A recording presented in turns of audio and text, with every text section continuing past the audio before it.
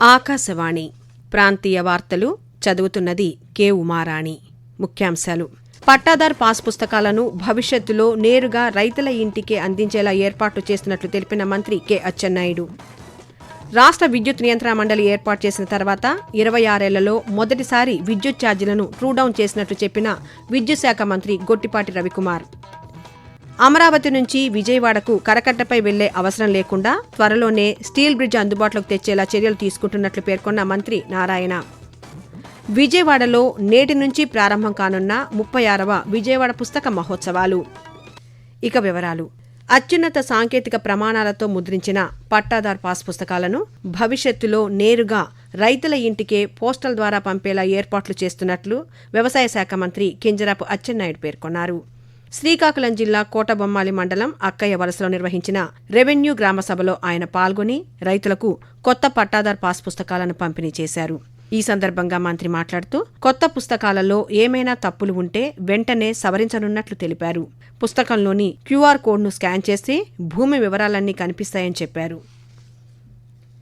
రైతుల సంక్షేమమే ప్రభుత్వ లక్ష్యమని రాష్ట్ర ఆర్థిక శాఖ మంత్రి పయ్యావుల కేశవ్ అన్నారు. అనంతపురం జిల్లా ఉరవకొండ నియోజకవర్గం బెలుగుప్ప మండలంలోని గుండ్లపల్లి గ్రామంలో రైతులకు కొత్త పట్టాదార్ పాస్ పుస్తకాలను పార్లమెంట్ సభ్యులు అంబికా లక్ష్మీనారాయణ, జిల్లా కలెక్టర్ ఓ ఆనంద్తో కలిసి మంత్రి ఈ రోజు పంపిణీ చేశారు.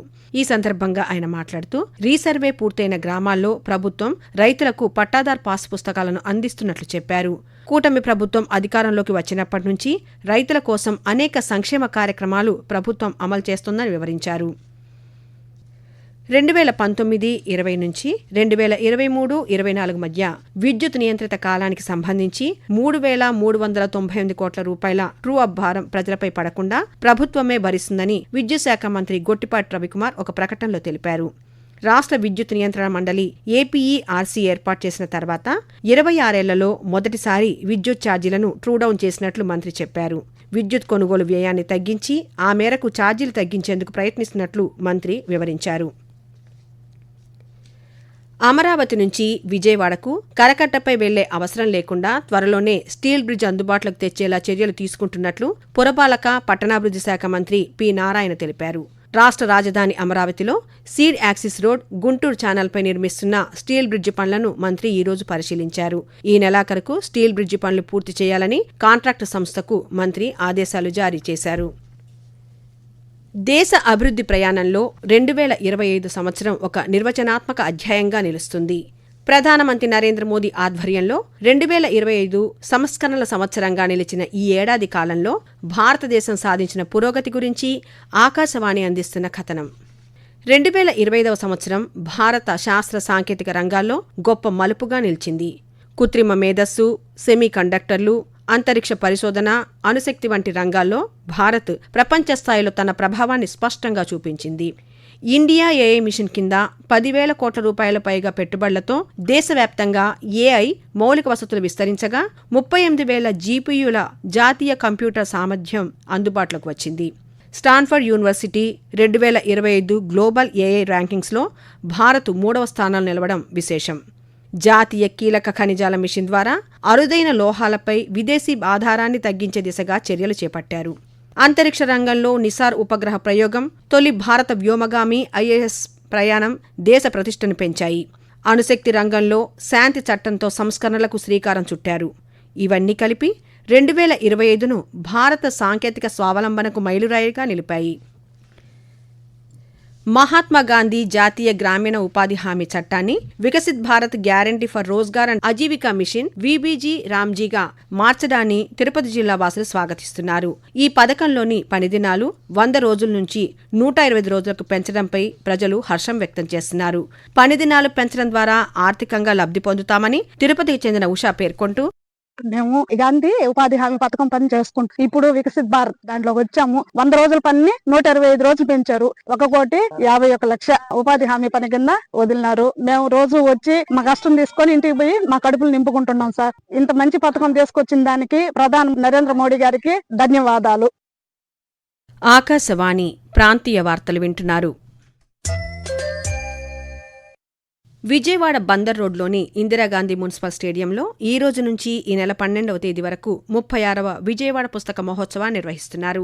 ప్రతిరోజు మధ్యాహ్నం 2 గంటల నుంచి రాత్రి 8:30 వరకు పుస్తక ప్రదర్శన జరగనున్నట్లు నిర్వాహకులు తెలిపారు.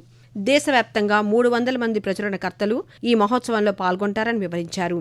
మొత్తం 309 పుస్తక స్టాళ్లను ఏర్పాటు చేసినట్లు వెల్లడించారు.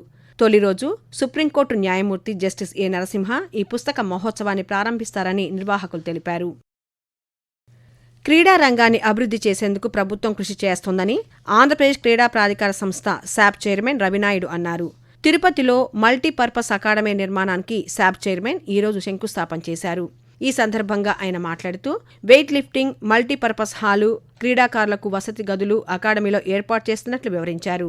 తిరుపతిని క్రీడా కేంద్రంగా తీర్చిదిద్దుతామని శాప్ చైర్మన్ రవినాయుడు పేర్కొంటూ రాష్ట్ర వ్యాప్తంగా స్పోర్ట్స్ ఇన్ఫ్రాస్ట్రక్చర్ బిల్డ్ చేస్తాం. ఈ శ్రీనివాస స్పోర్ట్స్ కాంప్లెక్స్ ద్వారా అనేక మంది క్రీడాకారులు తయారై ఈ రోజు జాతీయ స్థాయిలో, అంతర్జాతీయ స్థాయిలో రాణిస్తున్నారు. మన దేశంలో పటియాలా తర్వాత అంత పెద్ద వెయిట్ లిఫ్టింగ్ సెంటర్ తిరుపతిలోనే ఉంటుంది. ఈ రోజు ఇక్కడే పిల్లలు ఉండి చదువుకుంటూ, అకాడమీలో ఉండి, డైట్ తీసుకుంటూ, ట్రైన్ అవుతూ ప్లేయర్స్ గా తయారవడానికి అకాడమీని కూడా తీసుకొని వస్తున్నాం. ఈ పరిస్థితుల్లో మే అకాడమీ పూర్తి చేసి జూన్ కి స్కూల్స్ ఓపెన్ అవుతాయి. ఆ టయానికి క్రీడాకారులకు అందుబాటులోకి తీసుకొని రావాలని ప్రణాళిక వెళ్తున్నాం. ముఖ్యంగా విశాఖపట్నం, అమరావతి, తిరుపతిని స్పోర్ట్స్ సెంటర్స్ గా మార్చాలి. తెలుగు భాష గొప్పతనాన్ని ప్రపంచానికి చాటేలాగా ప్రపంచ తెలుగు మహాసభలలో కార్యక్రమాలను రూపకల్పన చేసినట్లు కార్యక్రమ నిర్వాహకులు గజల్ శ్రీనివాస్ తెలిపారు. గుంటూరులోని శ్రీ సత్యసాయి స్పిరిచువల్ సిటీ ప్రాంగణంలో ఆంధ్ర సారస్వత పరిషత్ ఆధ్వర్యంలో రేపటి నుంచి ఈ నెల 5వ తేదీ వరకు 3వ ప్రపంచ తెలుగు మహాసభలు నిర్వహిస్తున్నట్లు చెప్పారు. నిన్న రాత్రి ఆయన సభ ఏర్పాట్లను పరిశీలించారు. సాహిత్య, సాంస్కృతిక, కళాంశాలను వీక్షించేందుకు ప్రేక్షకులకు ఎటువంటి ఇబ్బంది కలగకుండా ఏర్పాట్లు చేసినట్లు చెప్పారు. రైతు సంక్షేమానికి ప్రభుత్వం కృషి చేస్తోందని ఎన్టీఆర్ జిల్లా నందిగామ శాసనసభ్యురాలు, ప్రభుత్వ విప్ తంగిరాల సౌమ్య పేర్కొన్నారు. కంచికచెర్ల మార్కెట్ యార్డులో ఏపీ మార్క్ఫెడ్, నాఫెడ్ ఆధ్వర్యంలో ఏర్పాటు చేసిన పెసలు కొనుగోలు కేంద్రాన్ని ఆమె ఈరోజు ప్రారంభించారు. రైతులకు ఎలాంటి ఇబ్బందులు లేకుండా పంటను విక్రయించుకునేలా అధికారులు ఎప్పటికప్పుడు అందుబాటులో ఉండాలని ఆదేశించారు. ఈ కొనుగోలు కేంద్రం ద్వారా రైతులకు మేలు జరుగుతుందని, నేరుగా ప్రభుత్వం నుంచే మద్దతు ధర లభిస్తుందని ఆమె పేర్కొన్నారు. వాతావరణం. ఉత్తర కోస్తా ఆంధ్రప్రదేశ్ యానాంలలో దిగువ ట్రోపో ఆవరణంలో వాయువ్య దిశగాను, దక్షిణ కోస్తా రాయలసీమల్లో ఈశాన్య, తూర్పు దిశగాను గాలులు వీస్తున్నాయని అమరావతిలోని భారత వాతావరణ కేంద్రం పేర్కొంది. వీటి ఫలితంగా రాష్ట్రంలోని ఉత్తర కోస్తా, యానాం, దక్షిణ కోస్తా రాయలసీమలో ఈరోజు దట్టంగా పొగమంచు 1-2 చోట్ల కురిసే అవకాశం ఉందని వాతావరణ కేంద్రం అధికారి ఎల్ నారాయణ పేర్కొంటూ ఉత్తర కోస్తా ఆంధ్రప్రదేశ్, యానాం, దక్షిణ కోస్తా ఆంధ్రప్రదేశ్ మరియు రాయలసీమల్లో ఈ రోజు, రేపు పొగమంచు 1 లేదా 2 చోట్ల కురిసే అవకాశం ఉన్నది. రాగల 2 రోజుల్లో కోస్తా ఆంధ్రప్రదేశ్, యానాం మరియు రాయలసీమల్లో కనిష్ట ఉష్ణోగ్రతల నమోదులో గణనీయమైనటువంటి మార్పు ఏమీ ఉండదు. ఆ తర్వాత 3 రోజుల్లో 1 లేదా 2 చోట్ల సాధారణం కంటే 2 నుంచి 3 డిగ్రీల సెంటీగ్రేడ్ తక్కువగా నమోదయ్యే అవకాశం ఉంది. మరియు గడిచినటువంటి 24 గంటల్లో రాష్ట్రంలో అత్యల్ప కనిష్ట ఉష్ణోగ్రత ఆరోగ్యవరంలో 17.5 డిగ్రీల సెంటీగ్రేడ్గా నమోదైనది. వార్తలు ముగించే ముందు ముఖ్యాంశాలు మరోసారి. పట్టాదార్ పాస్ పుస్తకాలను భవిష్యత్తులో నేరుగా రైతుల ఇంటికే అందించేలా ఏర్పాట్లు చేస్తున్నట్లు తెలిపిన మంత్రి కె అచ్చెన్నాయుడు.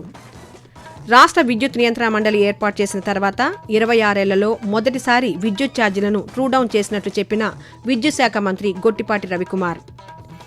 అమరావతి నుంచి విజయవాడకు కరకట్టపై వెళ్లే అవసరం లేకుండా త్వరలోనే స్టీల్ బ్రిడ్జ్ అందుబాటులోకి తెచ్చేలా చర్యలు తీసుకుంటున్నట్లు పేర్కొన్న మంత్రి నారాయణ. విజయవాడలో నేటి నుంచి ప్రారంభం కానున్న 36వ విజయవాడ పుస్తక మహోత్సవాలు. ఆకాశవాణి ప్రాంతీయ వార్తలు ఇంతటితో సమాప్తం. తిరిగి సాయంత్రం 6:10 విశాఖపట్నం కేంద్రం నుంచి ప్రాంతీయ వార్తలు వింటారు.